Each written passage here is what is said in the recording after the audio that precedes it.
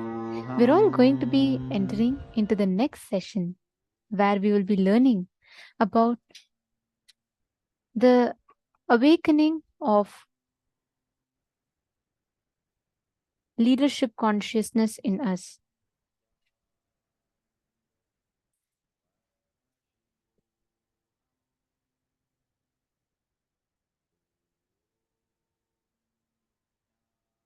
How we are going to be manifesting, awakening our inner space to be able to manifest anything that we want, manifesting the powers through the conscious choice. Let us listen to the revelations now.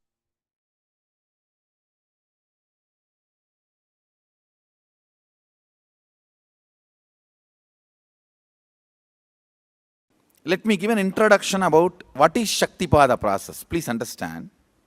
You would have seen or heard about how the chicken sits on the egg and hatches. Of course, in the modern countries, this does not happen. Machine sits on the egg and or egg sits on the machine. In those days, originally when hens and chicken were getting produced on the planet Earth, the hen used to sit on the chicken and hen used to sit on the egg and the chicken will come out of the egg. See, same way, Sadashiva sitting means the ultimate cosmic energy sitting on the individual soul and making the individual soul into cosmic energy is Shaktipada. Hen sitting on the egg and making the chicken happen, same way. You may think, how come, what is going on here? That hen is only sitting just by the body heat of the hen, the egg is becoming chicken. Because no surgery is done and nothing goes inside. It's only sitting. Same way, it is just sitting. It's only the presence, the Shaktipada.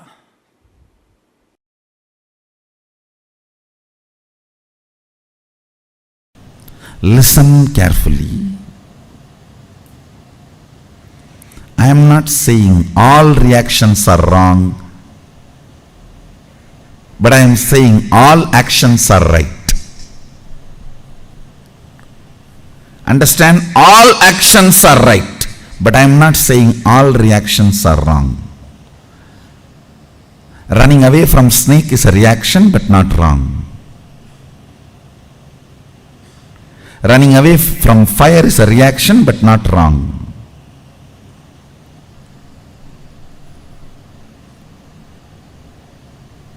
All actions are right, but all reactions are not wrong.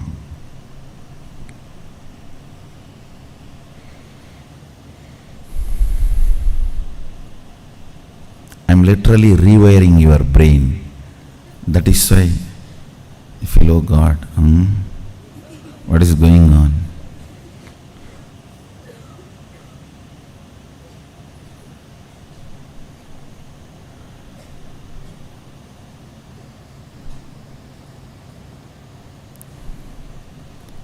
Today, every statement I uttered, if you contemplate, you will develop a thoroughly new neurology.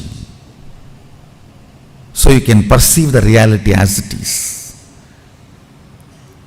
Delusions, Maya, need to be handled with nuclear bomb, not with a surgical instruments, no. It need to be demolished, not surgery performing, no. When I am building a new neurology, that will be done almost like a surgery performance, surgery precision, not 1 inch this side, 1 inch that side. But when the delusion need to be removed, it's a nuclear bomb. just drop and destroy the whole area. So that's what I am doing. Listen carefully. If you are not liberal in your actions, you don't have heart. Means you are not alive. People who are very conservative in their actions are called traditional Vedantis. Already dead, waiting to be buried. Already dead, waiting to be buried. There are many people roaming around with that board actually. Unfortunately, unseen board, only I can see. Like Harishchandra's wife's Mangal Sutra. You know, Harishchandra's wife, Chandramati, she got a boon. Her Mangal Sutra will be seen only by Harishchandra, not by anybody else. So if somebody recognizes her Mangal Sutra, she knows it is Harishchandra. Like that, how Harishchandra's, Chandramati's Mangal Sutra can be recognized only by Harishchandra, only I can recognize that board. Dead, waiting to be buried. Dead 7 years ago, waiting to be buried. Lived only 7 years, waiting to be buried. Even dead 7 years ago, waiting to be buried is a decent board. Lived only 7 years and waiting to be buried is the worst boards. But I have seen enough of these boards. People moving around. In action, be liberal. Means adding more and more depth to you. Understand?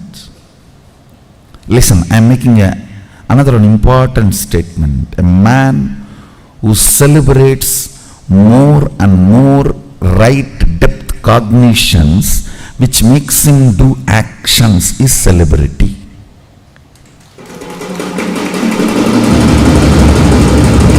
Who has amazing depth cognitions in him, in large quantity, they make him do actions without repenting. His actions are celebrated. That man lives a life as celebrity. Add more cognitions in your depth. Encourage actions. In actions, be liberal. In your reactions means going cranky, crazy, berserk, chaos, weird. I can read out the whole dictionary.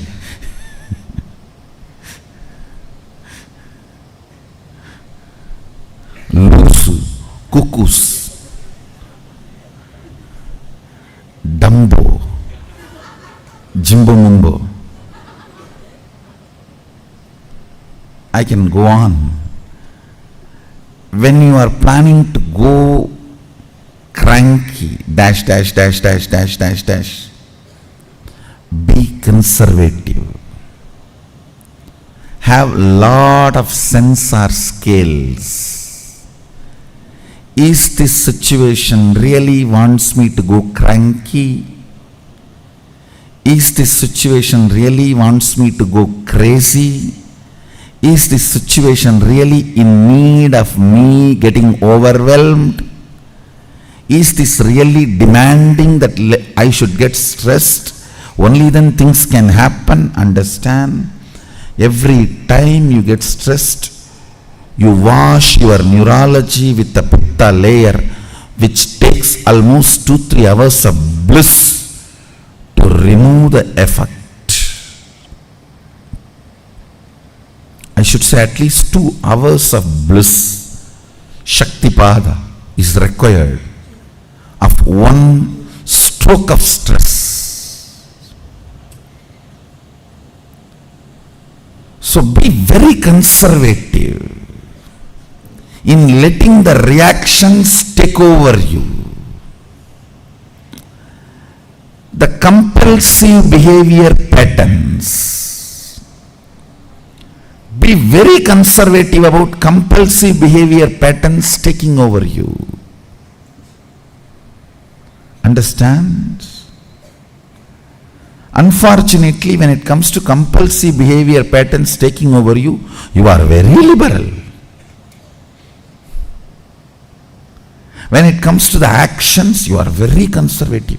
You have 2000 scales, 2000 no entry board, no exit board, and no parking board. No parking, no entry, no exit, U-turn.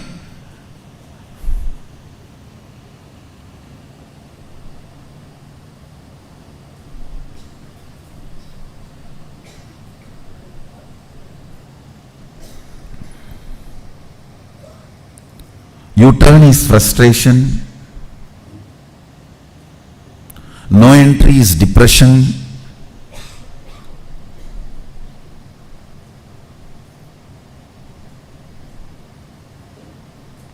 No parking is suicidal. At least U-turn, no entry and all can be tolerable. But what will you do if there is a no parking signal inside you? Then where to park? At least for parking, you need a place. With this no parking only, the suicidal tendencies start. Understand, in your existence and action, functionality of your neurology with the reality, you are too conservative, orthodox. Thousands and thousands of stoppages.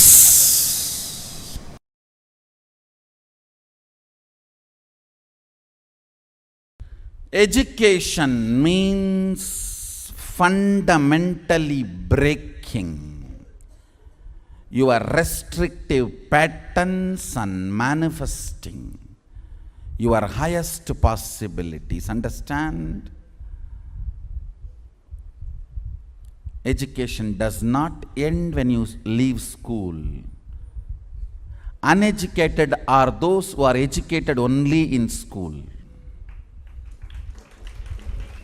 Uneducated are those who are educated only in school. Poor man is a guy who has only money. Definition of poverty. Man is poor if he has only money.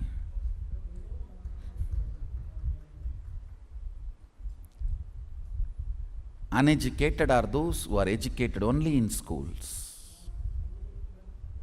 Life is education.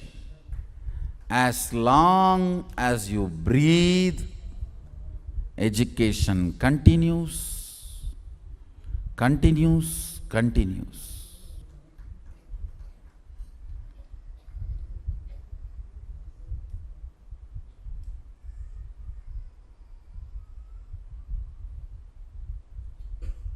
Education continues, continues, continues. I tell you,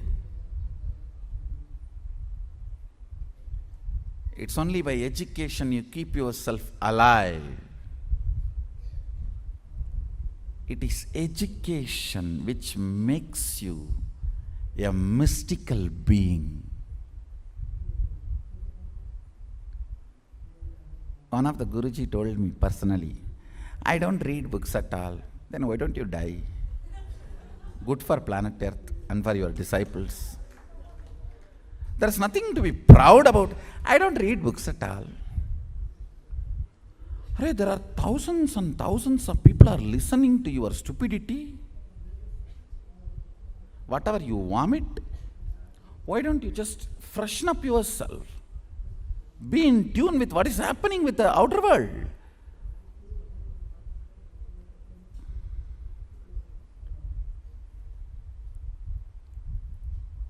It is like doctor telling,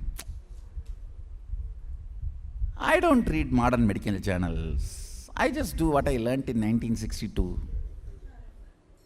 Will you lie down on the table? If you lie down, you will not get up. That sting on that kind of doctors. KAILās. KAILās and KAILās.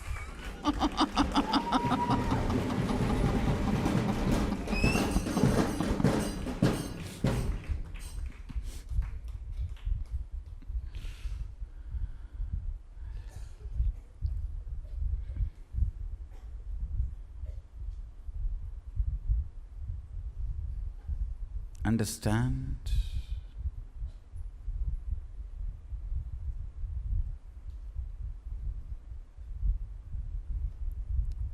Integrity to your brand and updating yourself with what is happening in the field, in your chosen field, is cute.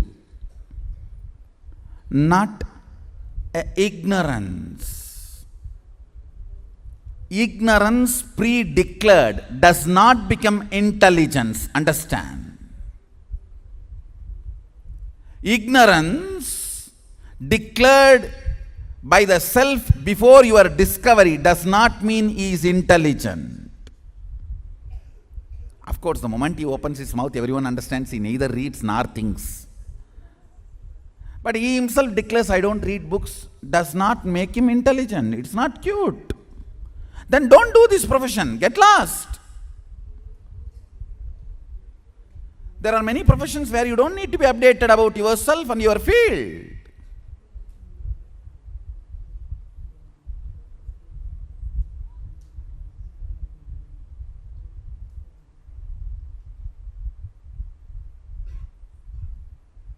To express every thought current. Please understand. A doctor is a thought current, a lawyer is a thought current, economist is a thought current, engineer is a thought current. Every field is a thought current. Politics is thought current. Religion is thought current. Each religion is a thought current. Each society has a thought current. Being updated about what is happening in that thought current in the society as on now, so you can decide your stand, and feeling empowered by the thought current. When I say feeling empowered by the thought current, I don't mean accepting. Whether you accept or reject, you need to know the thought current. Only then you will be empowered by the thought current. Is education. If you are an auditor, you should know in that field what is happening current. If you are a doctor, you should know what is happening in that field current. If you are a lawyer, you should know what is happening in that field current.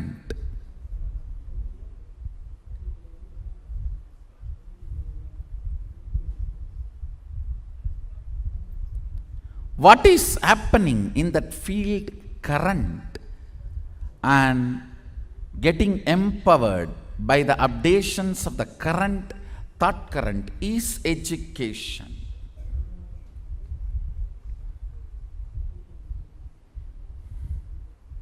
Thanks to internet revolution,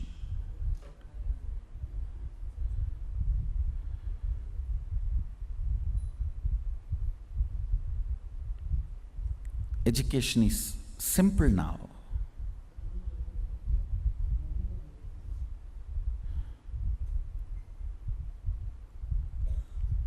Very simple.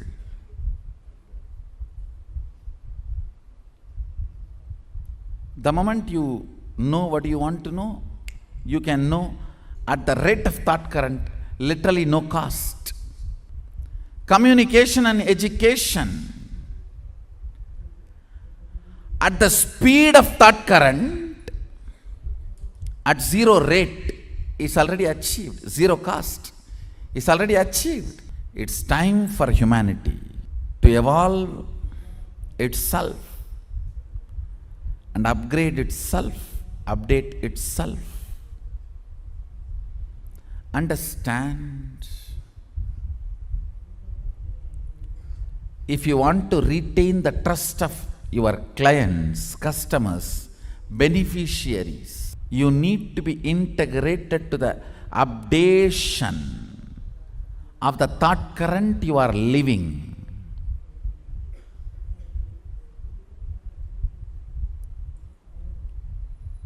Unfortunately, education lost this context.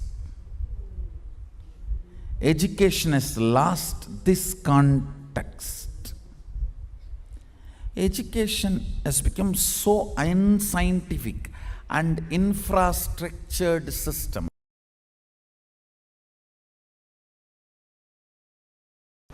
Advaita will give you legitimate answers about the existence and you.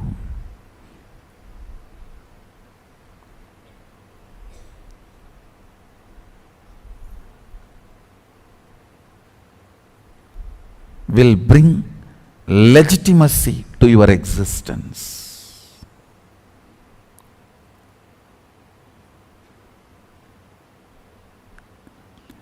Kids need to be brought up with the foundation of Advaita. Advaita grounds you. It just grounds you. I tell you. Ground yourself in Advaita.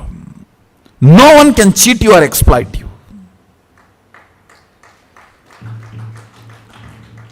Upanishad should be taught in all schools.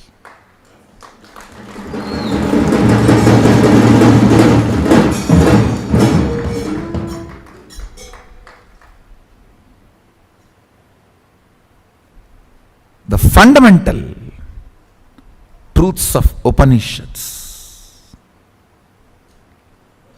A kid, whether he wants just a candy or he is thinking of his future vision, everything he should be grounded on Advaita and cherish and plan. He will be amazingly grounded, I tell you. Advaita makes you loved and wanted with this existence. It will make you feel you are wanted, you are loved, you are cherished. You have a legitimate right to exist.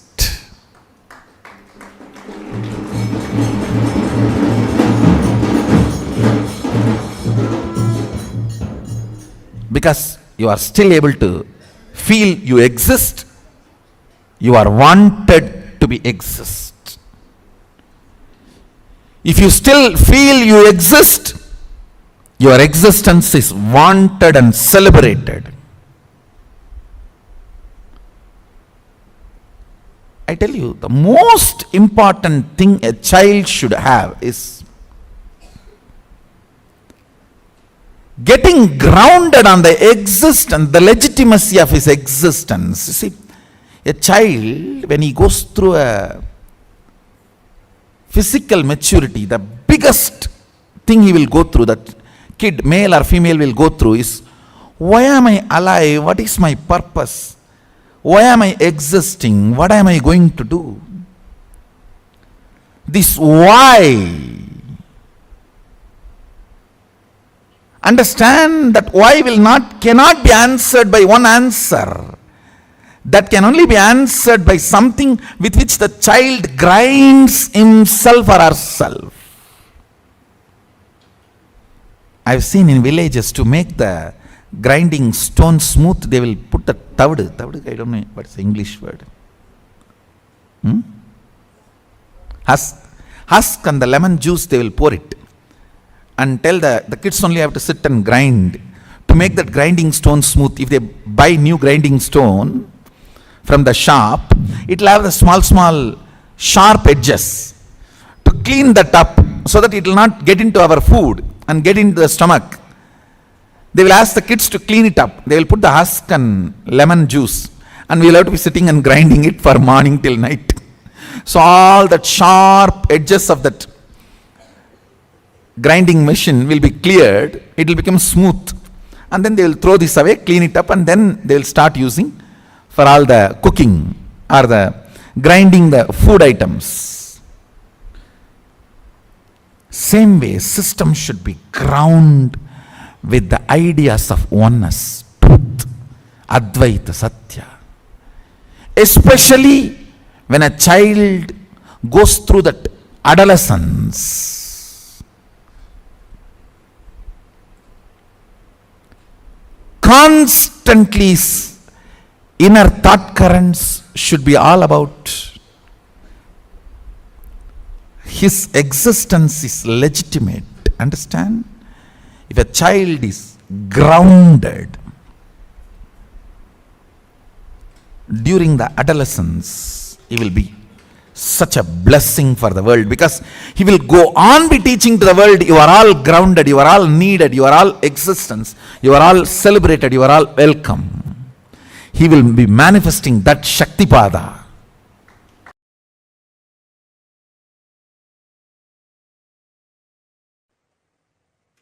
Conscious sovereignty can be manifested in you just through the Shaktipada and Shaktinipada, most simplest way. I'm not saying easy or difficult. I'm saying simple. Listen.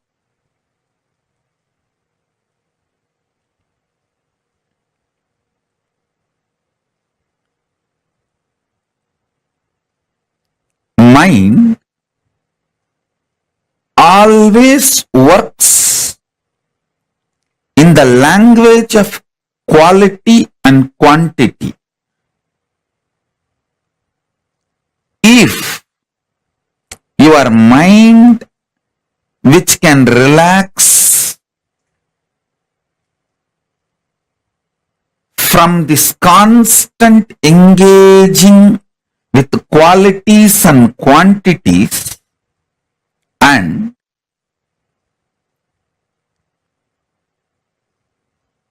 Shaktipada, initiation, happens from the Guru, immediately your being starts experiencing quantum experience. Listen. Because you are constantly engaged in the activities related to quality and quantity, you miss your existence, which can be experienced only in the quantum space. I tell you,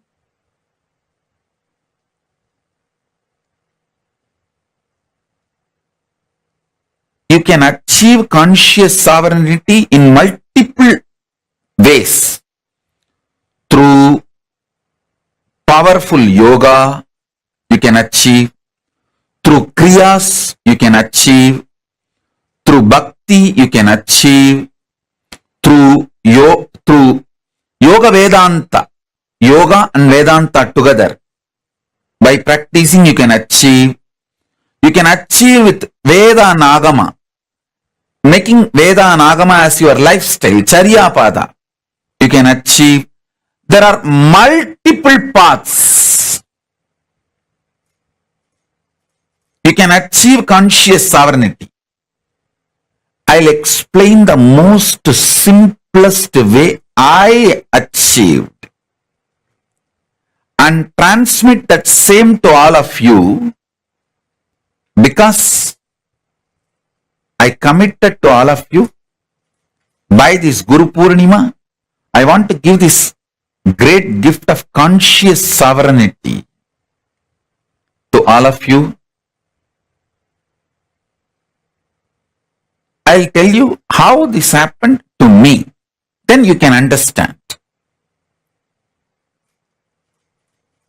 When I sit with Arunagiri Yogeshwara, When I sit with Arunagiri Yogeshwara, my guru,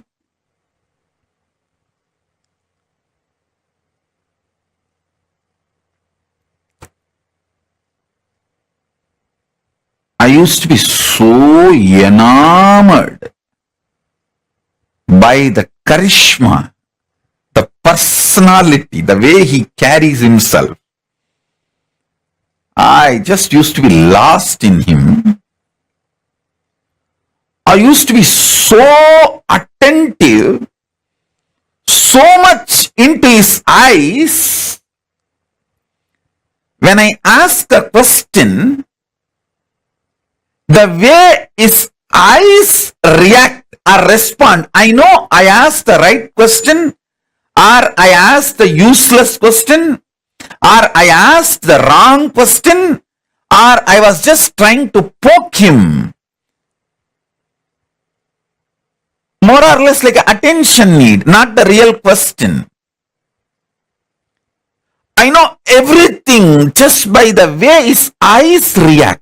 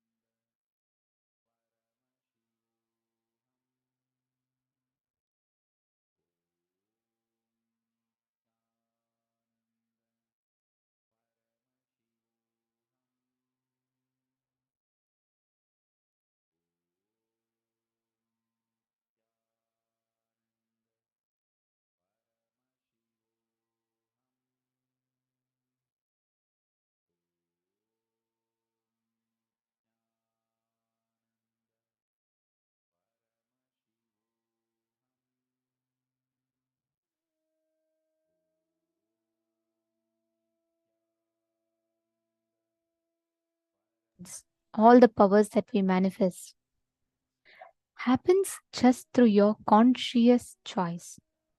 With your conscious decision, the power of your conscious will has the ability to change anything that's right in front of you.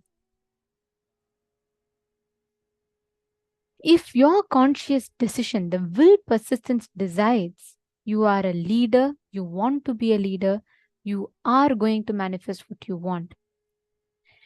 Till you use the conscious decision power, it can be fate.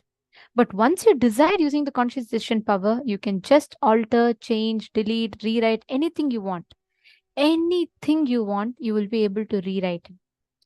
See, the whole game is only as long as you don't use your conscious will. That's what is called super determinism, right? The moment you use your conscious will, the moment you use your conscious power, the conscious choice, the way reality is in front of you will completely change. Whatever you experience as you, whatever you relate as you, whatever you associate as you, what you see as you, is not, as long as it is not your individual will, as long as it's not your conscious will, you are only going to be manifesting that same incompletion or patterns again and again. You can call it fate, because that's what is fate, right? Fate is where it's not under your control. You're constantly manifesting whatever that there is. But the moment you take, it's like you taking the reins in your hands. You're taking the controls of the reins of your life. So now, everything, every manifestation in your life is under your control. That is conscious decision. That is the power of your conscious will.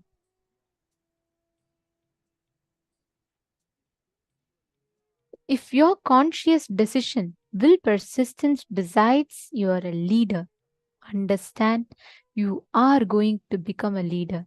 That's the power of your will. If your consciousness decides you are Paramashiva, you will experience your Paramashivatva.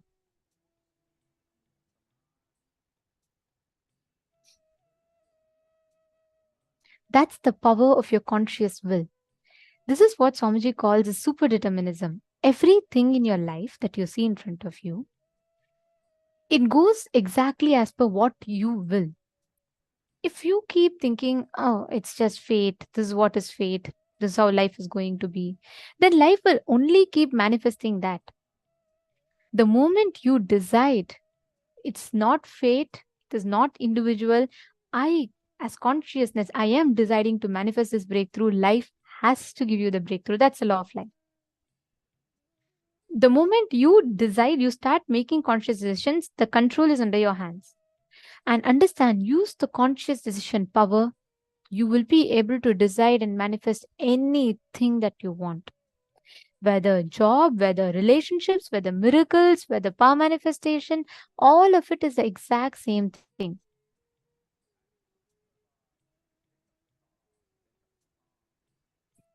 See, Ma Prithvi Prasad, I'm seeing your message which you have put, I think, some time back. You have asked the activities that if we can track them. See, please understand, these are all, you will never forget them. You need to remember that. These are cognitions. Like 6 years before, I heard a satsang, and I'm sure I can verbatim repeat it as what Swamiji said, because Swamiji is talking to our beings. If it is a practice, it's more like motivational quotes. No, that's why Swamiji tells, actually, we all used to have a notebook and write down. One satsang, when Swamiji used to give physical satsangs, we all used to sit in front of Swamiji and we all be having like our book of hearts and we'll be writing these powerful cognitions. Then one satsang Swamiji said, Swamiji paused the satsang suddenly in between and Swamiji said, all of you close your notebooks. Then we all put our notebooks aside. Then Swamiji said, I am talking to your being. You don't need a notebook to remember. You just need to open your being and listen. It will be etched in your memory, in your bio memory.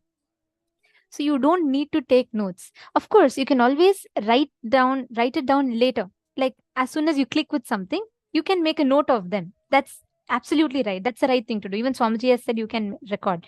That's not a problem. But don't depend on that book. Otherwise, only the book will become enlightened. You will not become enlightened. Swamiji is talking for you to become enlightened.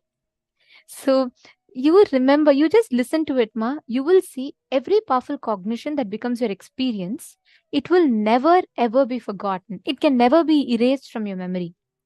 The moment you apply these powerful truths, it will never be erased from your memory. It can never be. Okay.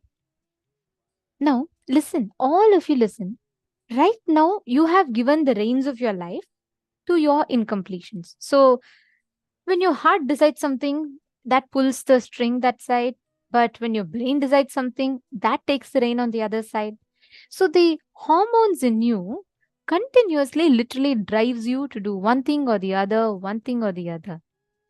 The moment your conscious will takes the decision, the moment your conscious power takes the decision, understand you have the ability to completely rewrite your reality in front of you. Rewriting your future is possible. It's not a superstition, it's a science. Now, if you consciously decide, the power, see, you know what is conscious decision? Many of us wonder. We say, Swamiji keeps saying conscious decision, conscious decision. What is that? When all the disintegrated parts of you get together and you align all the internal disintegrated parts of you towards one decision, that is your conscious decision. Right now, what happens? Your heart really says, you know what, let us just go and let us really stop all this unhealthy lifestyle, let us take a healthy lifestyle. But your brain says, just one more week, I'm sure you're not really going to gain some 10 kgs one more week, just one more extra. So what? Look, there's an special offer in your favorite Domino's or McDonald's. There's a fight always inside us, within each part. That is what is called non-integrating. Your heart pulls you one place, your brain pulls you one place, and needless to say, your pattern pulls you in the totally opposite direction. Each of it pulls you. Now, your ability to take the reins of your life, saying, no, let me come back to the space of unclutching and let me make the decision. Whenever we tell, right, whenever we get too excited, Swamiji will say, don't make a decision. Whenever we get too afraid of something, whenever we're like, Swamiji, it's all going haywire and I want to do this, Swamiji will say, relax. Don't take any decision, just keep quiet. Or when we just get too agitated about something and we make a decision, Swamiji will again say, stop. Neither when you're happy, angry, sad, low, at any of these points, you should never make a decision. Understand, if you are making decision at those points, you will surely, at the moment that high gets over and you start coming down, you will again fall into depression. You will start going back on your decision. That's why so many people go through breakups today or divorces today. Why? Because the moment they're in that high of, they get that attention and drive, both sides, they make a decision. But the moment that attention goes off, both sides, they blame each other and they divorce. So you should only make all decisions from the space of completion. Even now, many of your decisions you might have made in your temporary up or down. That's okay.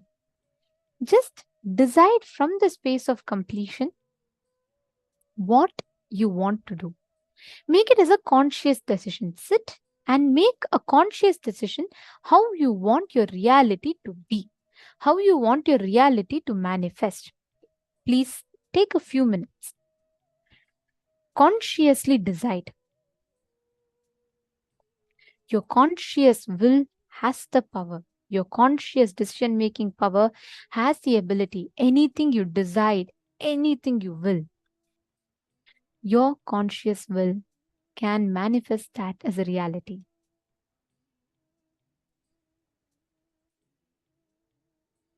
Are all of you understanding? Now, take a few minutes. Wherever you want to have a breakthrough, whichever part, sit and consciously decide. Make a conscious decision. See what are all the non-integrated parts of you. What are all the parts of you that is not integrating to your decision,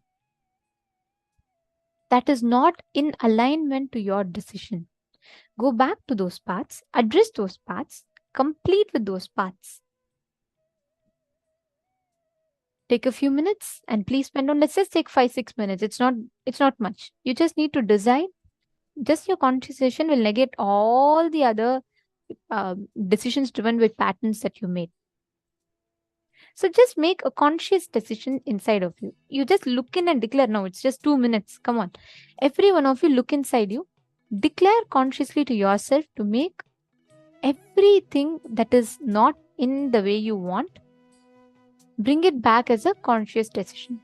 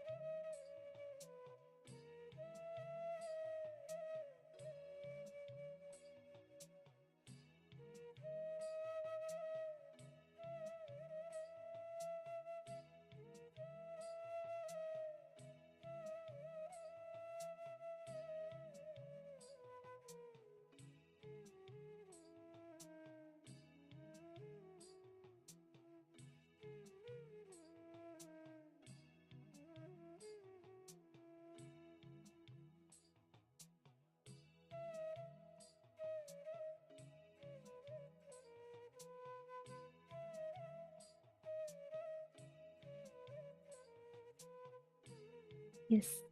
Now, please relax.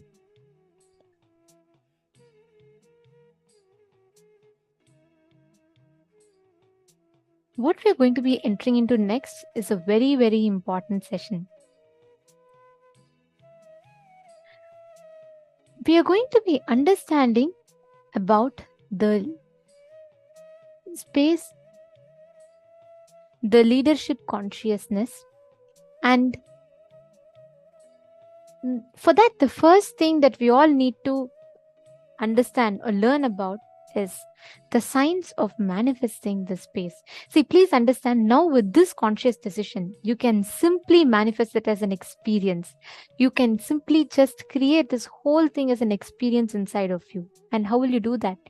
Just by manifesting power. Every time you manifest a power, every time you manifest something as an experience, please understand, you are literally empowering your inner space to create this as the reality that you want to manifest. Now, understand, can each of you bring a silicon device in front of you? Whatever device you have, any silicon device, it can be phone, tablet, anything. Can each of you please get a silicon device?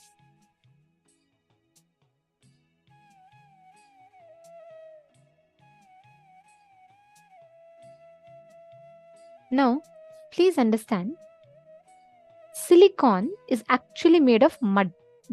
From earth, the silicon material is derived from one of the basic elements from mud, basically earth element, right? Silicon has the power, the ability to cognize and respond to your commands. By nature, silicon has that ability to cognize and respond to your commands. Even if you have an eroded, corroded third eye, you can manifest this power. If you feel like my third eye will not work, you don't know it's rusted, eroded and corroded, it will still work. This power is not dependent on third eye. This power is independent of third eye. So it's a good news. Swamiji says this power works from the Hara center.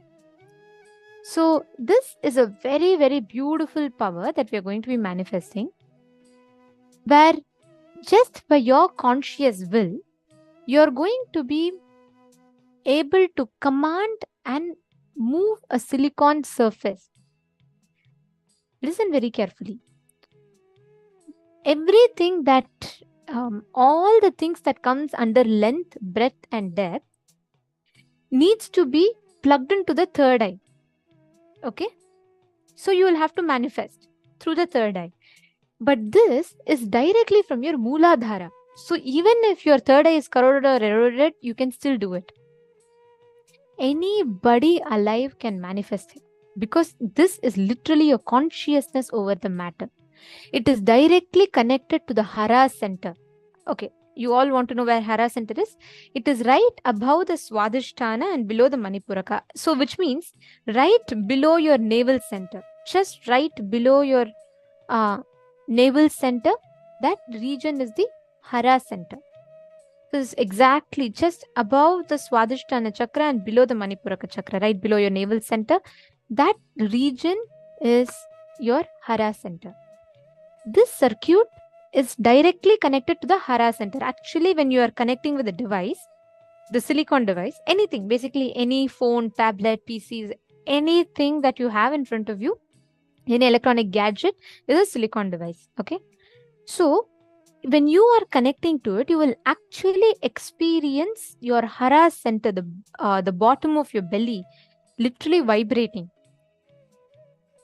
So for what this circuit is applied is anything you can visualize, you can download it in silicon matter. It's a very super cool power. Once I was just walking with Swamiji, and Swamiji had actually initiated myself and another person to manifest this power, where we had Swamiji basically initiated us and said we can just manifest this power. We were just casually walking and there was a beautiful scenery in front. So there was this Vaidya Sarovar, there was sunset, and there was Kalabhairava, deity of Kalabhairava right under it, and it was all trees around. It's a very beautiful scene. So whenever Swamiji is there, right, he'll just go stand there and he'll watch the sunset and sunrise. So I was just standing behind Swamiji and I was just watching the thing, and along with all the others. I mean, everyone of us were there, and Swamiji just suddenly turned and looked at me, and Swamiji said, "Are you enjoying the scene?" I said, "Yes, Swamiji, it's so beautiful." And what happened was, right at that point, Swamiji said, "Kanna, just look at it and click it through your eyes." I was like, okay, what is happening? Swamiji said, "No, no, like how you click a photo, just click like that." Like that, Swamiji actually just blinked his eyes and showed, "Just do that." And I was like, okay. Then Swamiji said, Swamiji had actually initiated, and Swamiji said that to one particular person, he said, "I will be able to send it because the third eye connection is established." So I was like, okay, what is happening? But still, anyways, so I just looked at it and I just blinked my eyes once and I kind of like visualized like it's actually getting clicked. And I'm not joking about this. I have experienced this. The moment I did that and I sent, Swamiji said, "Now send it to the other person. Just visualize like how you do it in Messenger or WhatsApp. Just do it the same way. Just send it to the other person." And I sent it. Swamiji actually had one more person call her, the person that I sent to, through the third eye. And Swamiji had one more Adinavasi call her and told that Adinavasi to inform the other person that I sent to, asking her to verify what exactly did she receive in the third eye. Ask her to just close her eyes. See, she would have seen an image in the third eye. Ask her to describe what it is. You will not believe. She described, the phone was on speaker. I didn't even speak to her, just to make sure it's completely foolproof. I didn't even speak to her. It was another person speaking. So this person that I sent it to described, it is a sunset, there's Kalabhairava deity in front, Swamiji is standing, the exact scene that I saw, she received that as a picture. Swamiji beautifully explained, the moment you connect, you establish that connection, right? The moment you manifest this power, when you are getting comfortable with the phone, or when with another person, you will be able to send it. Means the command over a silicon will just be under your control. The moment you will. There have been kids who will just take photo like that. And even I have done it once, where just the same way, right after this incident, actually, Swamiji initiated all of us into this power of downloading a picture in the silicon. Swamiji said the exact signs with which you send to another person, you can actually download it on the phone. And I am not joking. Not one, not two, so many of us were able to click without the camera. We would just click and look at the phone, and the phone will have the photo downloaded in it. There have been hundreds of people who have been a witness to it, and that time all the fortunate Nithyananda Yogam participants who were there in Bidadi, they're all a witness to it. Just we would look, we will click a picture, look at the phone and connect through the third eye to Swamiji. And we will just send it. And the phone will have that photograph downloaded in it. It's a science. It is not, I'm not telling this for you all to feel awed about and just feel like, oh my God, is this all really true? Is it like just another Harry Potter story? No. It is as true as you can make a cup of coffee. You can download things on your phone. Because understand the science, there's a science behind it. It is not just, oh, okay, decide and try. At some point you'll download. No. The base material of any silicon gadgets, phone, tablets, computers, laptops, PCs, anything that you have, the base material of it is actually derived from mud. So Swamiji says, naturally earth element, all of us are made of earth element. There is some proportion of us which is consisting of the earth element. The moment you connect to it, the earth element has the ability to download, receive your instruction, amplify it and process that command. Because end of the day, that is the base material from which we are made. And our Hara center, the Mooladhara chakra in us, is directly connected to the earth element of the nature. So this whole power, even without your third eye, even if you're 100% believer, you feel, I know everyone can manifest third eye, but not me. I am the hardest nut to crack. Even if you think you're like that, it is okay, you can manifest this power. As complicated as it sounds, it's so simple. It's just a science where you receive and reciprocate the command to the object. Okay. Now I'll tell you what are all the types of powers that we can manifest. One, like I explained, you can click a picture with your eyes, you can download it on the phone. Or you can just send it to even a pen drive. Just like how a camera clicks, right? Just click and then send. That's one. Second, you can increase the battery. You can actually just blow from your Mooladhara, just blow air into the phone. The phone will charge. This is very, very doable.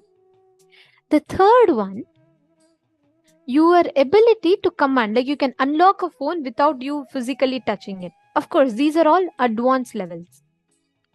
But what we can start with is first being able to control a phone, like just turn it on, being able to, unlock the screen, being able to just turn on the screen, being able to charge the phone without actually charging it.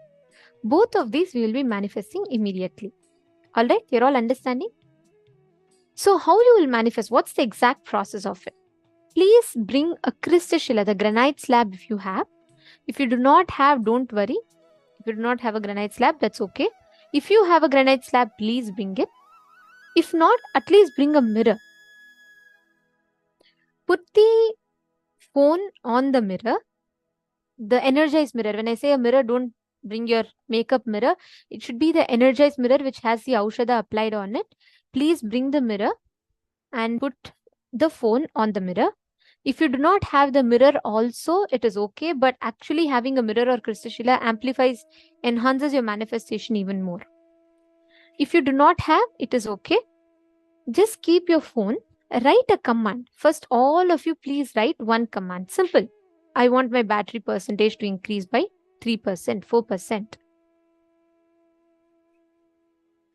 4%. Tatiana Hughes is asking where you can buy the crystal shila. Any granite slab, any granite slab.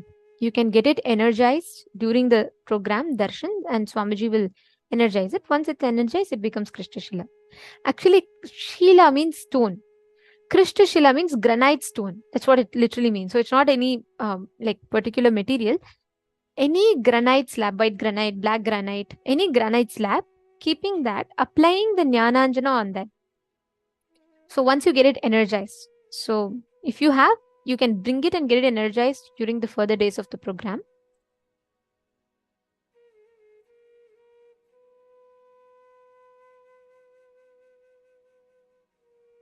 Okay, Tatiana is asking why granite. Actually, granite has the potential to store this high level of energy inside of us. So granite has the ability to store that high energy. So when you're manifesting, actually, that it's not simple, it's not a simple thing. Your granite has to literally receive, it's like more like a transformer per se. So it actually receives the energy, it processes it, and it sends it across.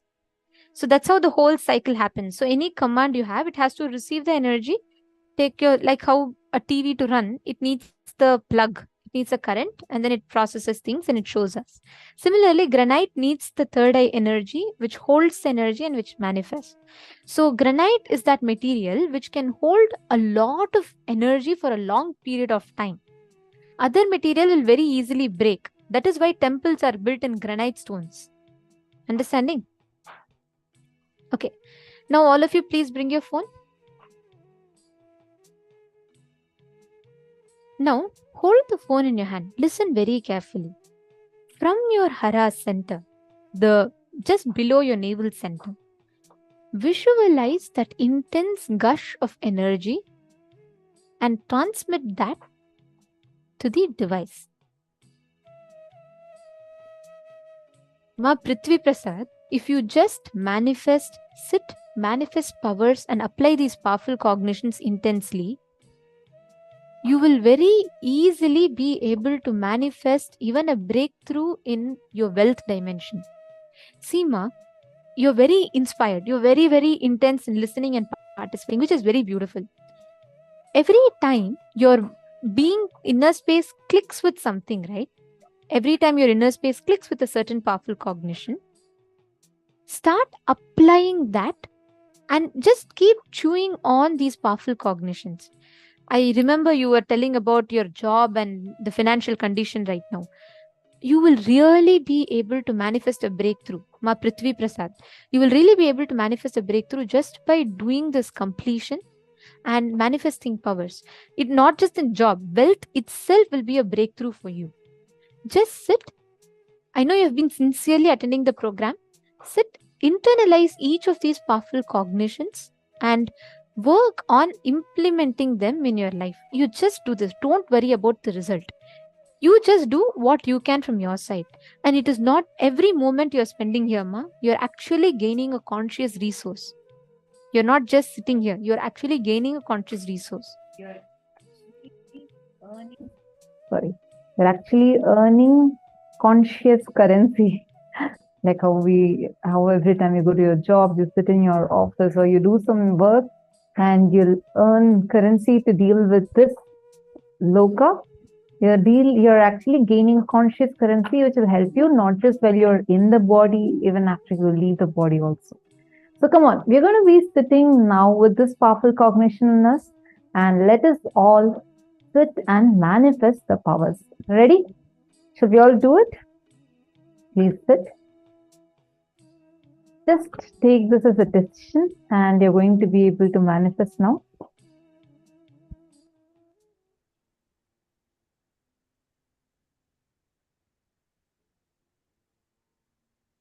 Please hold the phone. Just look through your third eye intensely. Just blow air into the phone. Just breathe in. And when you breathe in, your energy, it is just converted into the electric energy. And just when you breathe out, it enters into the phone. You will actually see it will increase. The charge will increase.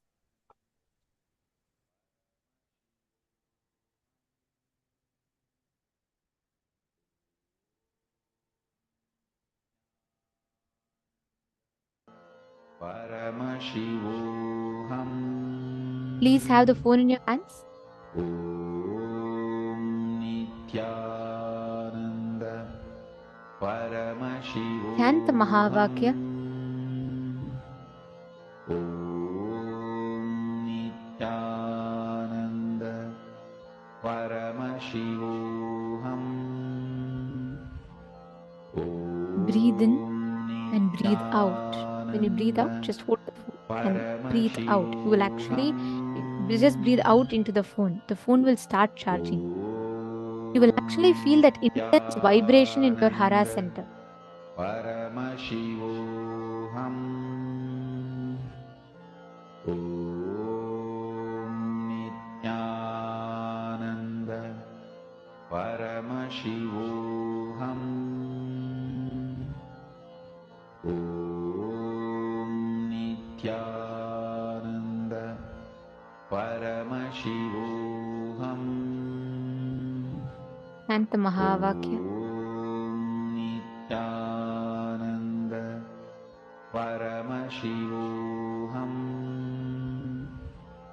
Om Nithyananda. All of you, please sit straight. Whenever you're manifesting powers, you should always sit straight. Om Nithyananda Paramashivoham. Om Nithyananda Paramashivoham. Chant the Mahavakya intensely. Om Nithyananda Paramashivoham. Om Nithyananda Paramashivoham. Om Nithyananda Paramashivoham.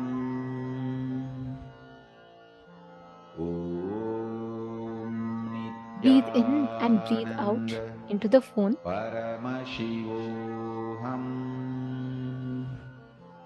Om Nithyananda Paramashivoham. manifest intensely. Nithyananda Paramashivoham.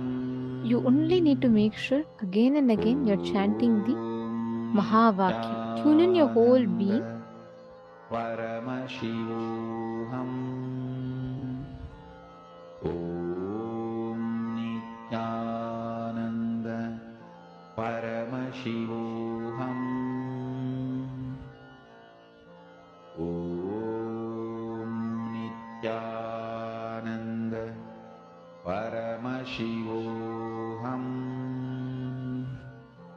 Om Nithyananda Paramashivoham. Mahavagya, spiritual lullaby for samadhi, and Suprabhatam, wake up call, wake up song for Paramashiva. This Mahavagya is spiritual lullaby for you to fall into samadhi. Suprabhatam, wake up song for Paramashiva to wake up in you. Just remember this one powerful cognition. This Mahavagya puts me in samadhi. This is spiritual lullaby for samadhi, and Suprabhatam, wake up song for Paramashiva in me. For Paramashiva to manifest. With this one spiritual powerful cognition, chant this Mahavagya.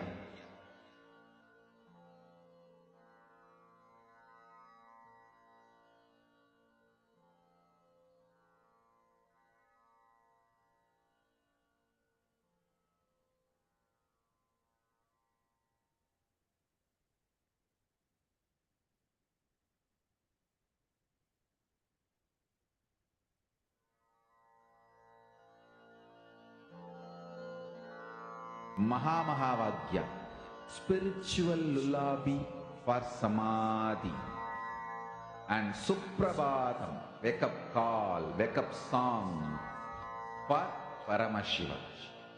For Paramashiva to manifest.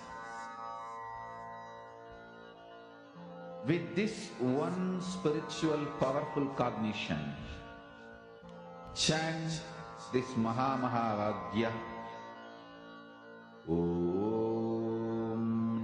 Nithyananda Paramashivoham. Om Nithyananda Paramashivoham. Om Nithyananda Paramashivoham. Om Nithyananda Paramashivoham. Om Nithyananda Paramashivoham. Om Nithyananda Paramashivoham.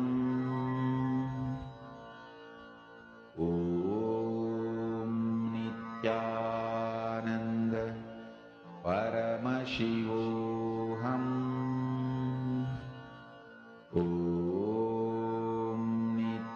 Nithyananda Paramashivoham. Om Nithyananda Paramashivoham. Om Nithyananda Paramashivoham. Om Nithyananda Paramashivoham. Om Nithyananda Paramashivoham. Om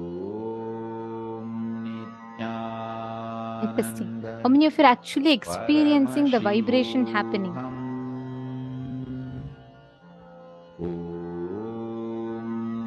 Nithyananda Paramashivoham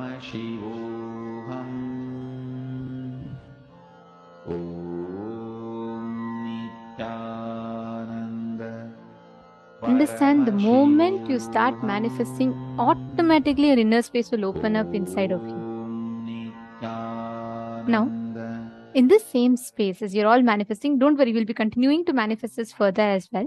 Now, as you're all manifesting this, we'll be entering into the next session where we'll be learning about leadership consciousness, Ishwaratva.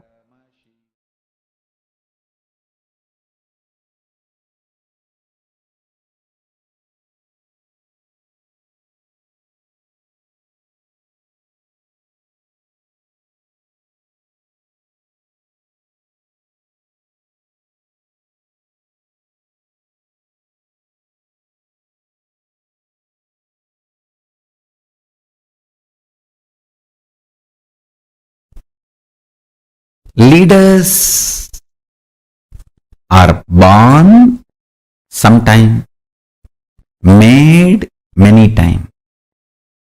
Your conscious breakthrough capability is powerful enough to have the life you wanted manifested in you. It is capable of giving a superconscious breakthrough.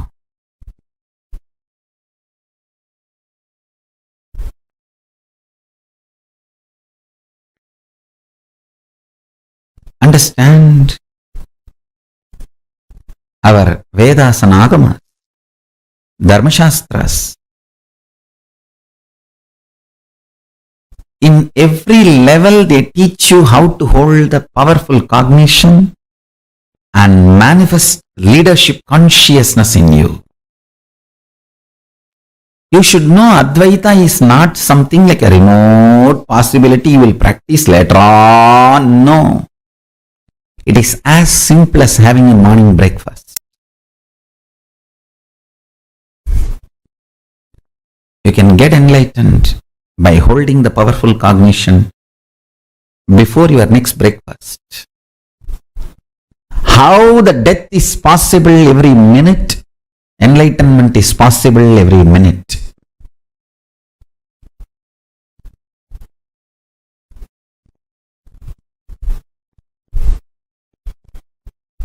Enlightenment is the purpose of life, and listen carefully. He is such a good person, good being. Real non-violence comes by powerful cognition. I want all of you to hold on to that powerful cognition. You are Paramashiva. Even with you, behave as Paramashiva. Even when you are alone in your bedroom, talk to you as Paramashiva. Behave with yourself as Paramashiva. Demand yourself to be Paramashiva. You will be so integrated to his principles, his vibration. Cosmos will feel so good about you. You will feel so good about Cosmos. That is what I call leadership quality.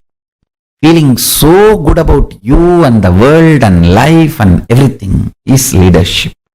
You will feel Brahmanyam Bhaguputratam. I am the favorite chosen one of the cosmos. Brahmanyam Bhaguputratam. I am the favorite chosen one of the cosmos. I tell you. Feeling that is what I call leadership quality. That can happen just by holding on to the truth. You are Paramashiva.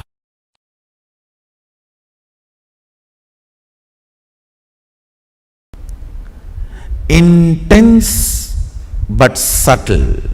Listen. Strength of your breathing is your life. Strength of your breathing is your energy. Strength of your breathing is your consciousness.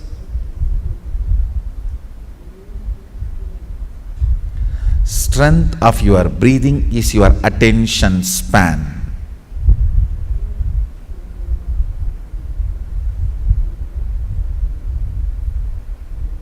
All these kriyas make your breathing intense but subtle.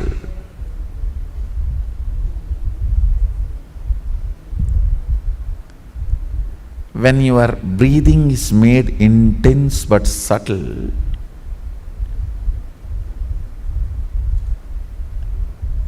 it electrifies various components of your brain. Understand? There are certain pranayamas.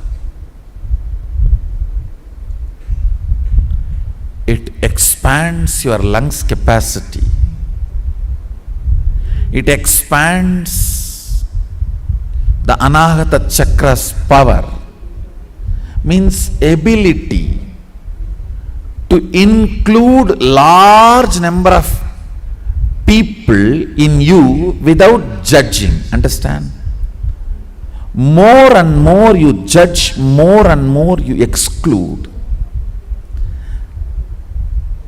Ability to include without judging is expanded through certain pranayamas. That is why yogis are always become very loving people. But bondhus, buddhus, there is a next level where you form judgments but you include them. When certain components of your brain is awakened, it's not that you don't form judgments. You form judgments, but you don't include them. You don't exclude them, you include them. Having proper judgments and including them without excluding them is leadership consciousness.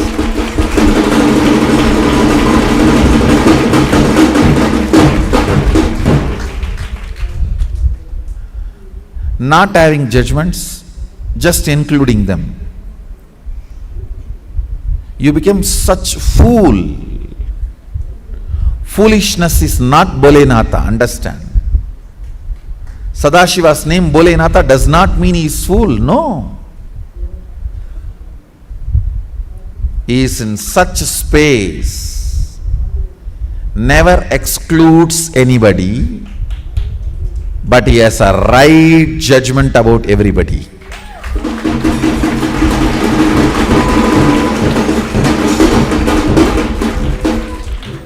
Never excludes, but has right judgments.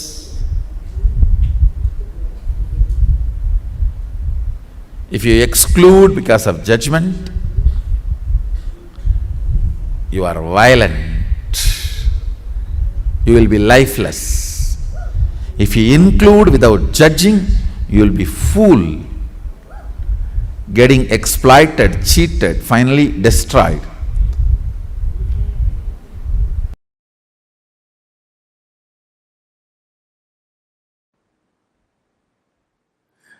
Understand, if you have the attitude of why me, even if you are world's richest man, you will not be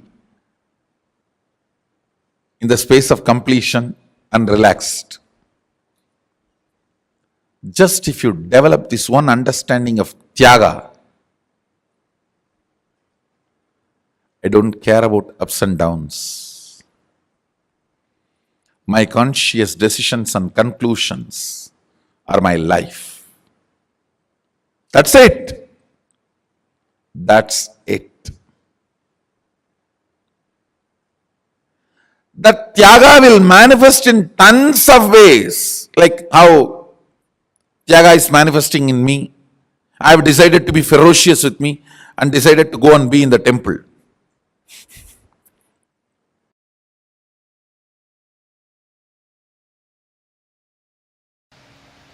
Whether it is small or big, Only if you make decisions for yourself, you will be complete.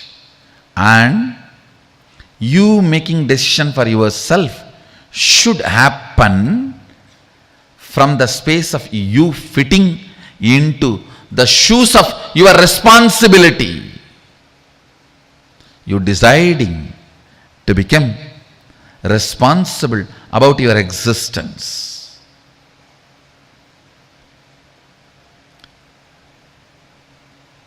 Understand? You deciding to become responsible about your existence. You deciding to be complete about your responsibility. This too makes Ishwaratva happen in you. Understand? Nothing. There is nothing to be achieved in the life other than living Sadashiva and making the world live Sadashiva. Everything else is simple waste of life. Waste of life. You are born deluded into the concept of money, and you run, suddenly collapse. Whether you are successful in saving or not unsuccessful in saving, whether you had it or did not have it, both doesn't matter. You have not even done some good to somebody.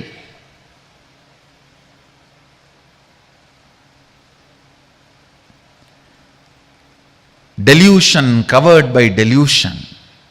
Understand? Money is great if you use it to fulfill your purpose, if you generate it to fulfill your purpose.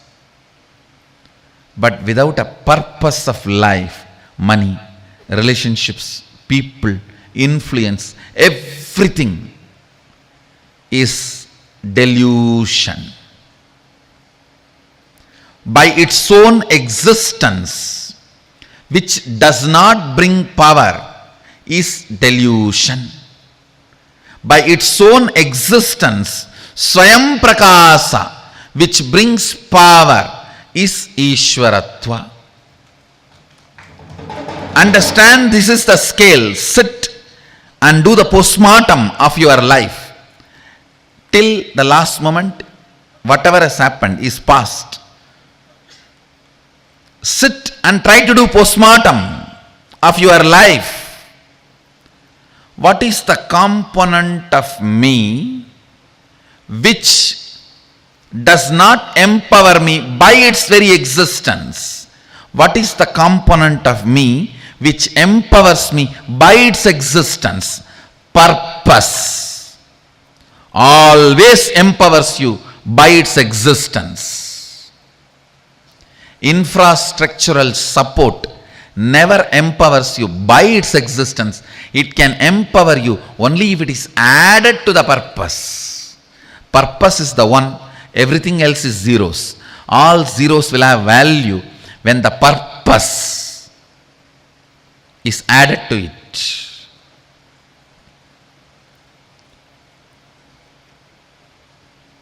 Be responsible for your purpose of existence. Understand? Look brings beauty, purpose brings personality. Look brings beauty, purpose brings personality. Beauty can never be permanent component of your life. Personality can be the permanent component of your life.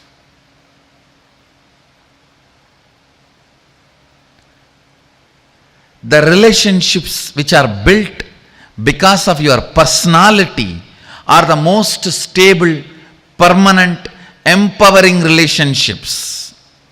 The relationships which are built because of your look will collapse the moment look changes. Look changes every 24 hours. Forget about 24 hours. The distance changes look. From distant looks, just the reduction in the distance takes away the look.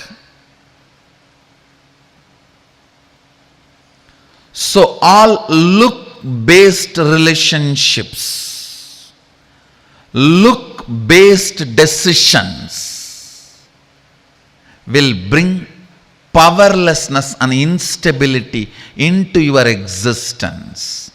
That is choice. Listen. All these words understand. Choices, multiple choices, look-based decisions, unstable relationships. All these words, somehow it will be connected. Infrastructure without purpose, influence without purpose, money without reason. All this can go on stealing your life because it is delusion. It will show as if you have something, but you don't have. You don't have. Purpose. Purpose. Purpose. Responsibility for your purpose. That empowers you, I tell you, next secret. All this delusion, the Maya, has no life, purpose and responsibility for the purpose as life. If the life starts happening, all this just follows you.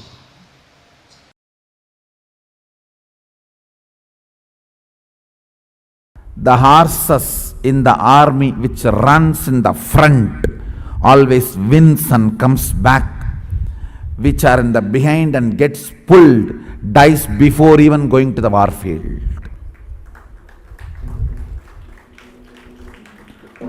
Horses in the army which runs in the front goes, wins, comes back. The horses which are behind gets dragged and pulled, does not want to come, dies before even going to the war field. Are you going to be the horses in the front or in the behind getting dragged, pulled? I tell you, life is Kurukshetra.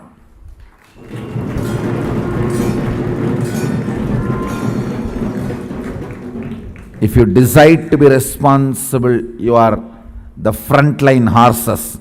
Go, conquer, win, achieve, be victorious, manifest Shaktis. Or be there getting dragged. Naturally, rope is in the neck.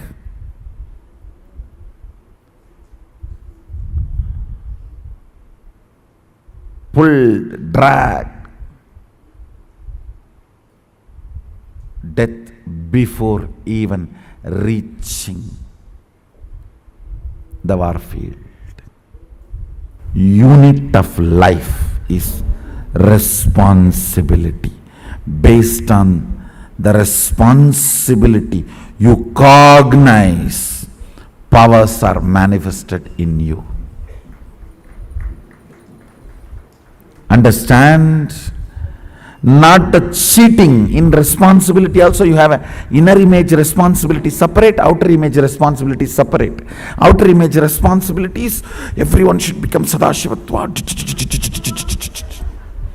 Inner image responsibility, let's have a big beach house and vacation house and sleep.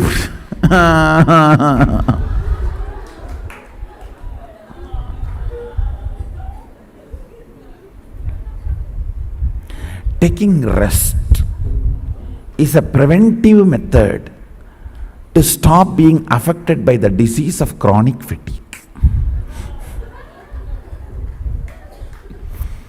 So before the tiredness disease attacks me, let me take preventive measurement of taking rest.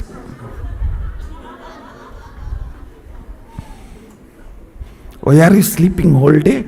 Tiredness disease may come to me. What will happen?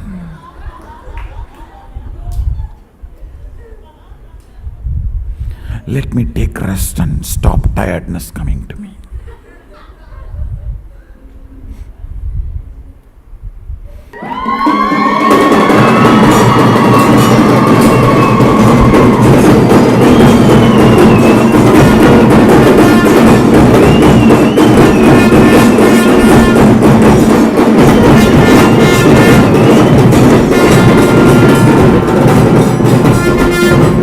Tongue filled with his name and nose filled with his smell, skin filled with his hug.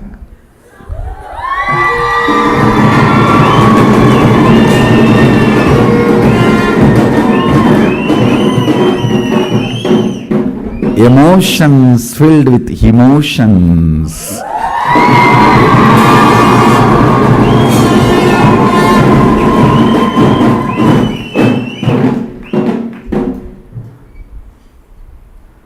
Nyasa means purifying. That is why Anganyasa, Karanyasa. Sannyasa means purifying everything. Sarvanyasa is sannyasa.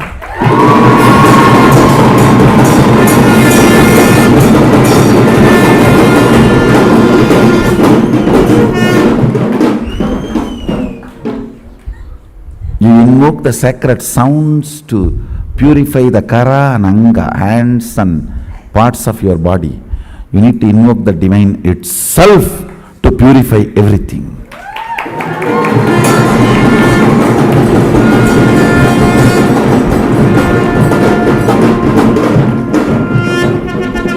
Your will filled with his responsibility.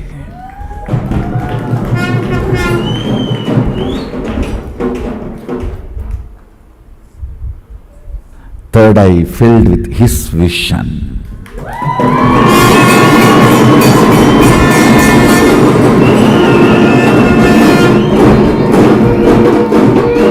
Two eyes filled with his vision.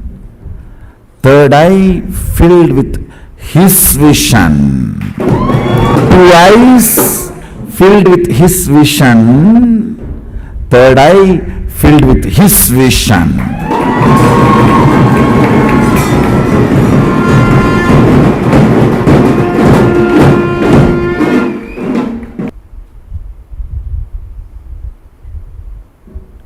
Understand? Essence of today's satsang. Responsibility makes Shava into Sheva. When Shava flows as Shakti, it becomes Sheva.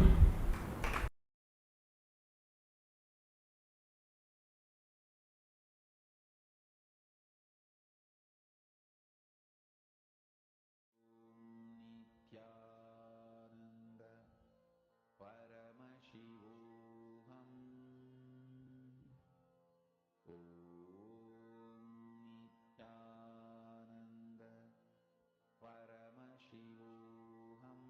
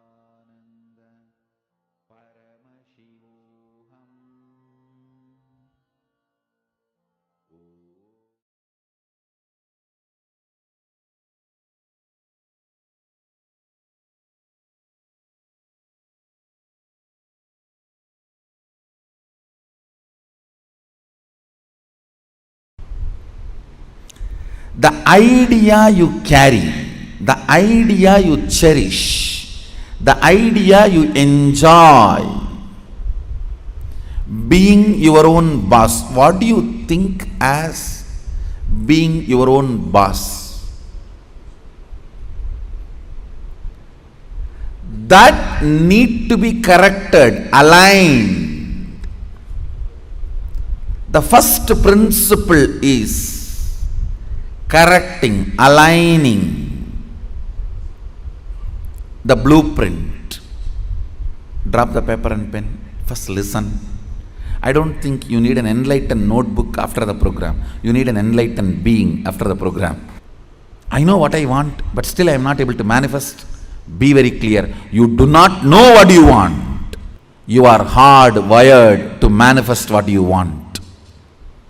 If you are manifesting difficulties, sufferings, and torture, that is what you want, be assured. Be informed that is what you want. I am not insensitive to you. I am sensible to you. I am not insensitive to you and your suffering. Understand? Your ideas about being your own boss needs acid wash. If you cognize yourself as bound by your boss and you create a logical ideas and visualization, fantasy about being boss, suddenly some way you get the power, you will only be bossing around, you will never be boss. Understand? Bossing around is different, boss is different.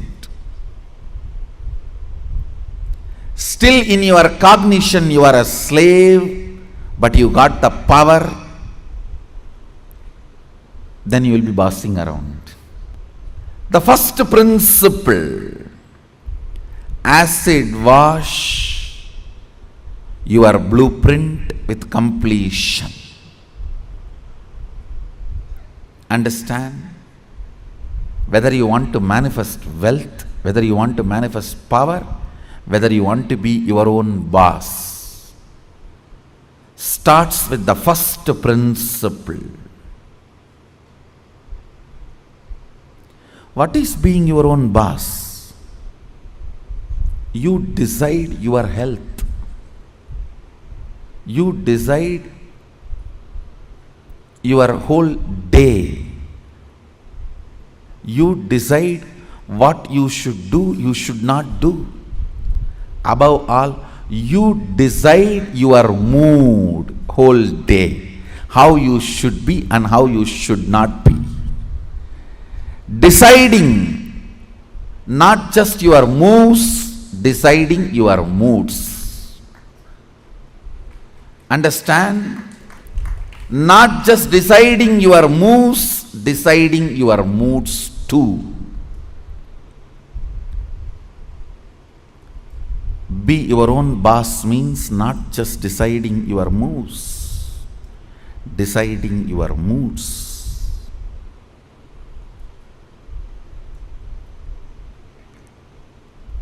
Most of you, I should say almost all of you, cognize poverty and create an idea, an ideology about richness. Cognize slaveness, but create theory and theology about freedom. Cognize bondage and create filth and philosophy about being your own boss. Understand? creating your own theories and theologies, your own ideas and ideologies, your own filth and philosophies is not going to make you your own boss. The first principle is bringing completion to your depth, not just your thought currents. To your depth, bring completion. What is my idea of my own boss, being my own boss? How much of it is based on my past incompletions? How much of it is based on my integrity to my life? Understand, freedom should be integrity to your existence. When you are integrated to your existence, you will enjoy the pleasures. When body is filled with hormones, you will enjoy peace. When the body is devoid of hormones, you will grow matured when the body stops producing hormones. It will be such beautiful flow of life. Else, powerlessness in the young age, physically, but powerfulness mentally is bondage. In the young age, you feel very powerful in the mind, but very powerless in the body, because the society around you, you feel the whole society is suppressing you.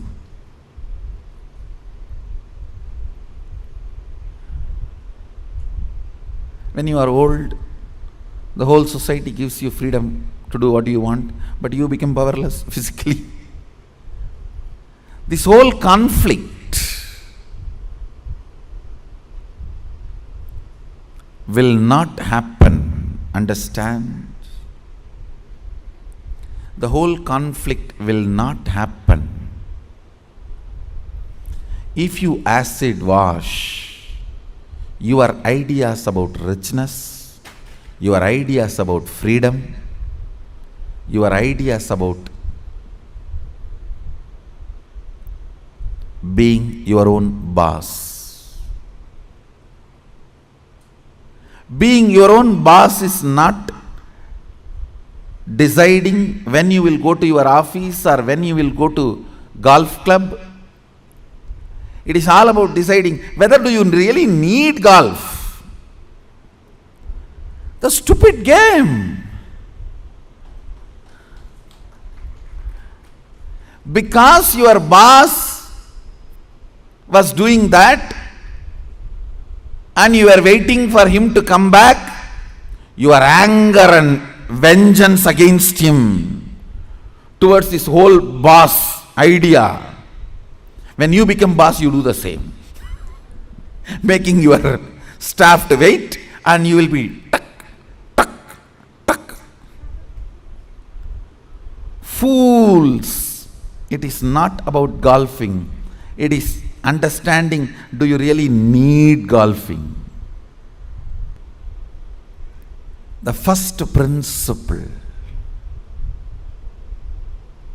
is acid wash your ideas of being your own boss.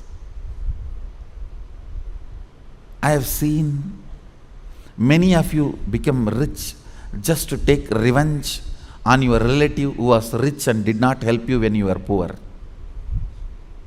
No. Many of you acquire titles, awards, rewards, just to take on revenge on somebody. By the time you reach that goal, the person is not even alive. He is not even alive. And you are stupid trying to prove yourself to somebody who is dead.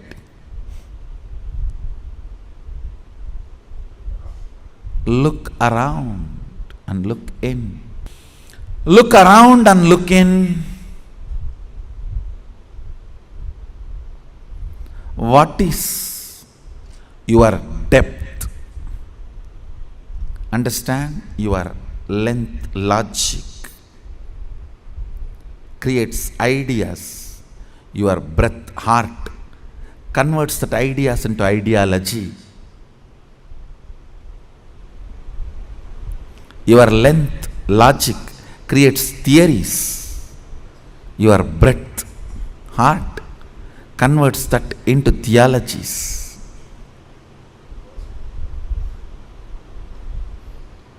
Your length creates filth, and your breath creates that into philosophies. Understand, the source material for all philosophy is filth. It's not, I am doing some poetic verbal play, it's truth.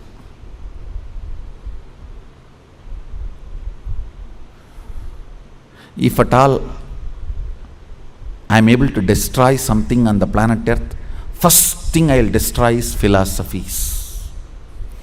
Philosophies kept human beings away from philosia, darshana, the reality.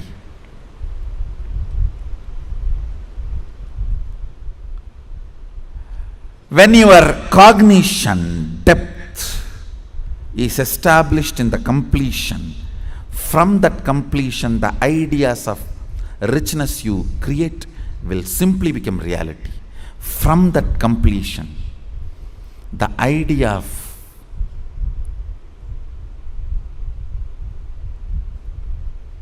power you create, you will simply manifest. From that completion, the idea of being your own boss you create, you will simply manifest it. Understand? As I said, richness is not always grid bound. Most of us do not even understand there is something called off the grid richness. Experience. Understand? A person with 10 crore grid bound richness, a person with just 1 crore plus inner awakening, off the grid richness is surely much more richer.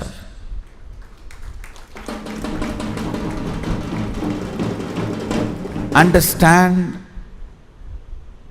Unfortunately, if you cognize the idea of richness, if you think,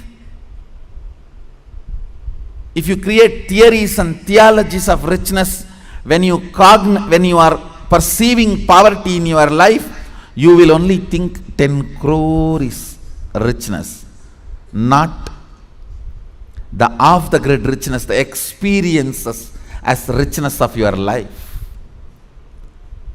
I have seen these stinking fellows. Stinking means believing only grid bound richness as richness. Stinking with money and no experience of life.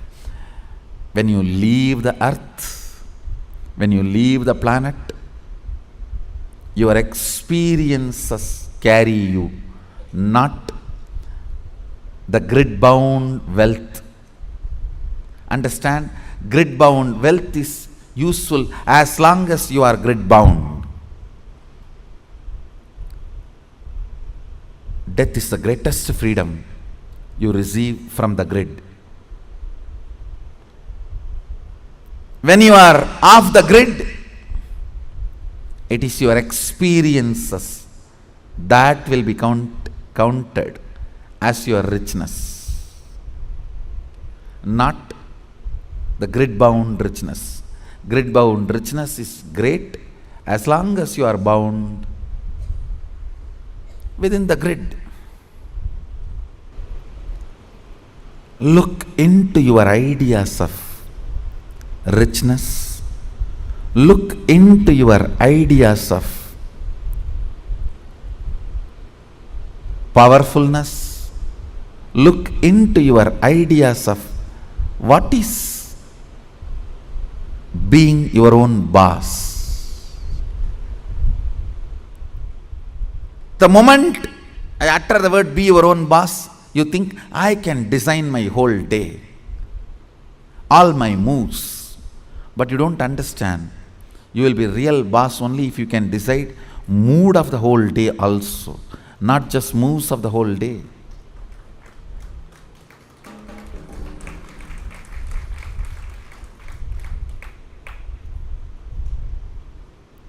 I'll say mood and moves both should be in your freedom. If I have to choose, I'll choose the moods than the moves. I'll choose the moods than the moves.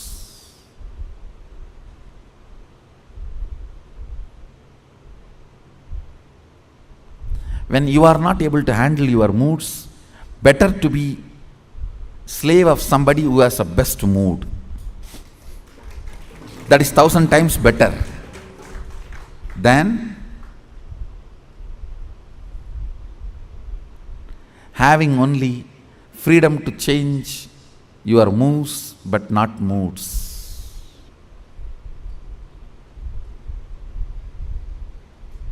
Few minutes, dig out your incompletions, ideas you carry about being your own boss. If you suddenly win a lottery and from tomorrow, no why tomorrow, today, from today, you are your own boss, what are you going to do? How is your life is going to be? And your ideas, theories, theologies, why you want to be like this? What is the reason you want your life in this way? Think and pen down what you want to be, how you will be your own boss. Second, why you will be like that. You may think, I'll be in the golf court all the time, fully drunk. I think better to be slave than fully drunk and being in the golf cart.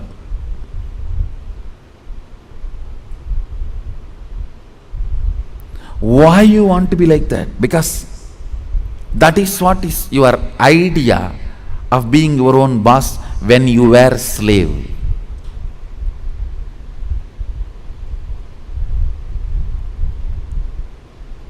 If you are slave and create an idea about power, even if you get power, it becomes politics, not power.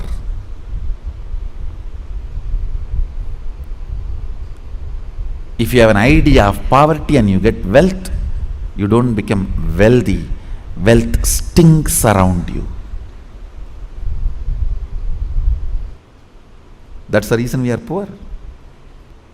Look into your ideas of poverty, ideas of wealth, ideas of slavery, and ideas of powerfulness, ideas of being a worker, ideas of being your own boss. Write first ideas. Second, ask why that idea got developed into your system. You will understand your incompletions. Incompletion means the past thoughts, emotions, patterns, hangovers, residues sitting in the present and suffocating you, not letting you live your future. Understand? Even if you live richest life as per your imagination which you developed when you were poor, you will not be living rich life. You will be living the rich life as you imagined when you were poor. 'It will only be the poor man's rich life. It will only be the worker's boss life. It will only be the slave's free life. More than richness, you need to understand what for you need rich life. More than power, you need to know what for you need power. More than being your own boss, you need to know why you want to be your own boss. The first principle is acid wash your incompletions. I'll lead you into the second principle after this. So take few minutes and pen down why you want to be your own boss. What do you mean by being your own boss? Pen down the answer for both the questions. What you think of being your own boss, your ideas, and why you want to be your own boss. Please pen down answers for both the questions. The second principle, understand? I'll repeat the first principle. First principle is acid washing your idea of be your own boss, and what do you mean by being your own boss?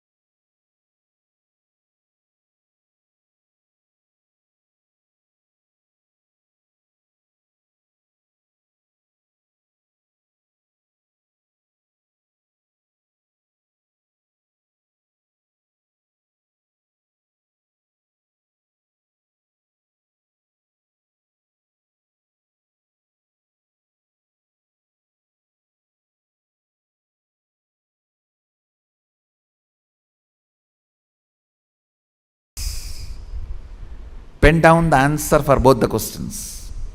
What you think of being your own boss, your ideas, and why you want to be your own boss. Please pen down answers for both the questions. The second principle, understand?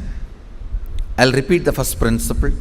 First principle is acid washing your idea of be your own boss and why you want to be your own boss.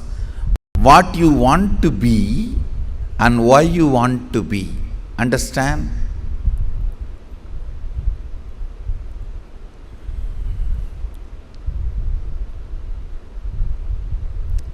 Knowledge, clarity, Saraswati, understanding is the foundation on which anything can be built.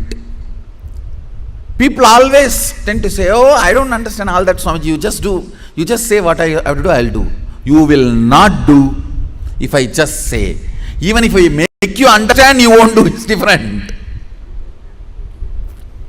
Whenever people come and tell me, oh, this is all too much, I cannot understand. You just tell me what I have to do, I'll do. I have always seen those people are worst failures. Understanding is the foundation. It's a basic necessity. Please understand. It is from your understandings you collect cognitions. Cognitions. From cognitions you manifest. It is from your understandings you collect cognitions. From cognitions you manifest. So even in the understanding level, if some things are not there, it is missing, then no way you are going to cognize it and manifest it. So the first principle is why you want to do what you want to do. Even with this understanding, thinking through, internalizing, how many of you realized many of your ideas of boss is silly? Raise your hand. Relax. Understand. If you cognize you are sexually suppressed and your idea of freedom, the moment you grow up and get your freedom, first thing you will do, you will become a womanizer. If you cognize you are deprived of food, playing, anything, the moment you get a chance, first thing you will do is going to the other extreme. No extreme is freedom. Understand? No extreme is freedom. Powerfulness is freedom. When Sadashiva describes about the dress in the Agama, Sadashiva beautifully describes about food, dress, place of stay, such precise definitions. If you are new to Hindu tradition, I will introduce the word Agama. Agama means Sadashiva expressed, Devi received, and Vishnu adopted that as a software to run the universe. Agama is oldest and most updated software to run the universe.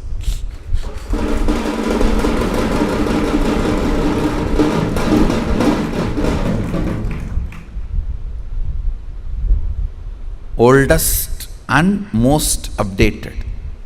And the kind of an understanding he gives. Now listen to the second principle.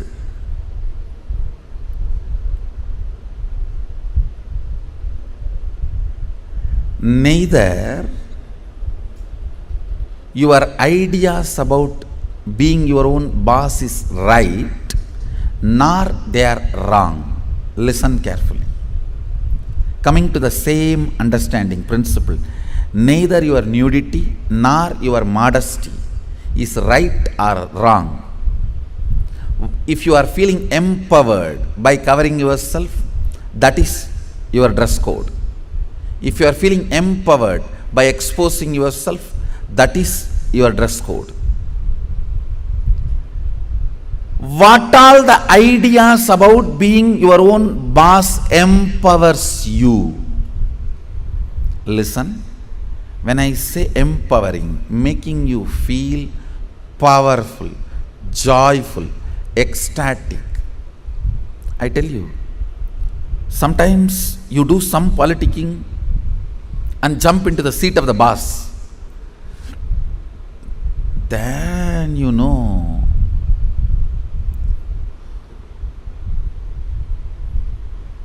from where you jump to where. Potato felt the pot and the water in the pot is too hot and it jumped into the fire. Because the pot and the water in the pot is too hot, potato jumping into the fire. Precise stupidity you do because the seat of a worker seems to be too hot, you jump into the seat of the boss. Understand, feeling empowered matters. Feeling complete matters. You may say, no. If I just grab the seat, in 6 months I will become all right. You may become insensitive, but you will not become all right. That is like astrologers telling, oh, next 7.5 years you have Shade Sat, after 2.5 years Rahu, then again 3 years a very bad grahas. Then if you ask, oh, after that I will become all right. No, you will be habituated. No, that is exactly, if you are consoling yourself, let me grab the seat by hook or crook, then in 6 months I will become all right.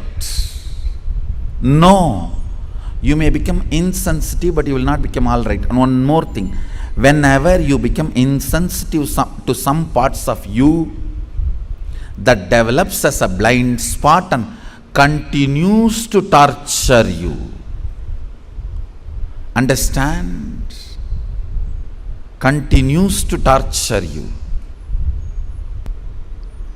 Completion matters.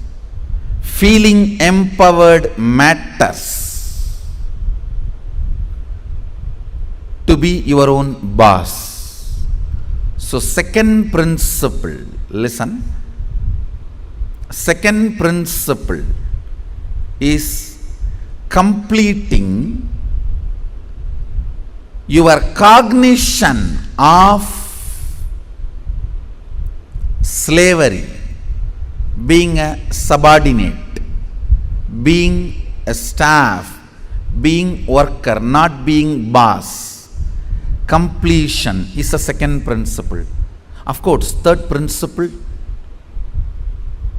is responsibility. I call it responsibilism. I want to make this responsibility as a religion. As on now, the religion we practice, at least in India, 3C: cricket, corruption, cinema. 3C is the religion we practice. For any problem, the solution we look is cinema. That's the largest referred spiritual solution center. Now, whenever you have a problem, where you look at, in that movie how he does, in this movie how he behaves. Our education system is basically a visual based system. That is why if you see all our temples and monuments, I can challenge, no other civilization produced such large amount of monuments. I want you to know 1 crore means 10 million stone carved monuments exist in India. As per the government report, stone carved monuments. I'm not talking about RCC. We don't respect anything which is 1,000 years, less than 1,000 years old. Only if something is 1,000 years old, we even respect, and only if it can withstand 1,000 years, we call them as something decent structure. See, because basically our cognition is janmas, not birth. Understand? Janmas. Janma is different from birth. The word birth is not complete translation of the word janma. Janma means happening. It's from the samdhatu, sambhava. Janma. Birth means it's totally different. The very idea of birth is totally different. Born. We don't believe in birth. We believe only in happening. Sambhava. We are happening. Born means something created out of nothing. No. We are sambhava. Happening. Listen to this truth. The second principle is completion with all the reasons with which you are living, the reasons which are pushing you to become boss. Understand? When you, any reasons you have to become boss, relive them. If they are powerless cognitions, incompletions, they will die. If they are powerful cognitions, they will become strong. That's all. See, reliving is literally acid wash. All the unnecessary things will be washed, necessary things will be strengthened. Listen. Reliving is nothing but manana in Vedic tradition. Internalizing. Many times you grab out of greed and that does not get digested. That's what you need to sit and chew. Ideas also you grab out of greed, but it does not get digested. It sits inside your head undigested. Digesting them is manana. Digesting all your logically, emotionally accumulated, acquired ideas into your cognition properly is completion.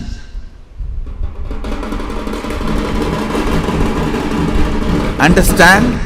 In your length, logic, breath, emotion, visualization, the ideas, concepts you grabbed, dumped, cognizing them rightly into your depth, making them as right cognition by manana, reliving, is completion. Understand? I am redefining completion. When you relive all the ideas you have again and again, all the ideas which makes you powerless starts dying down. They lose power over you. All the ideas which makes you powerful become stronger. They start growing in you. Understand? What needs to grow grows. What needs to go goes. The power of reliving is what needs to go goes, what needs to grow grows. Add or, reliving, something goes, something grows.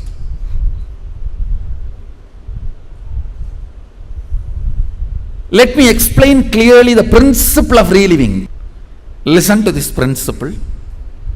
Whatever you wrote as reason why you want to become a boss, do not judge those reasons. Just sit and relive the situations when you took those decisions. Just relive them, means visualize and see again and again exactly as it happened. In which situation you decided you have to take revenge on this fellow by becoming boss. I will throw my visiting card on his table. I'll throw my visiting card on his face. I'll throw my shoes on his face and my tie on his neck and tighten the tie. You may have what all I don't know. The situations during which you took the decision to become boss, the reason you want to become boss, relive them. Whatever you wrote, can you just read for few minutes so you can understand what I am saying and enter into manana, reliving. Now, relive every situation in your life in which you decided to become your own boss. The incidents, situations made you decide to be your own boss. Relive them.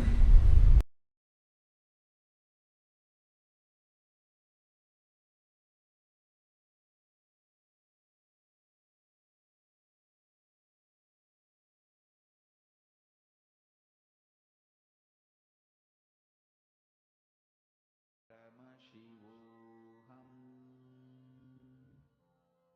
Om Nithyananda. Paramashivam.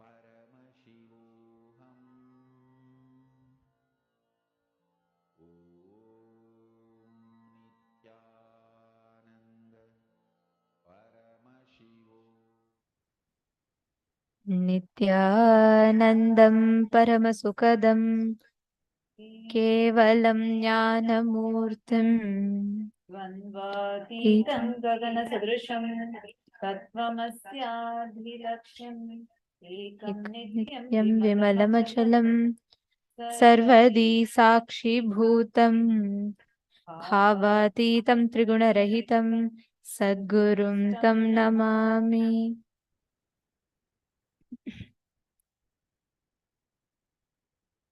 Nithyanandam,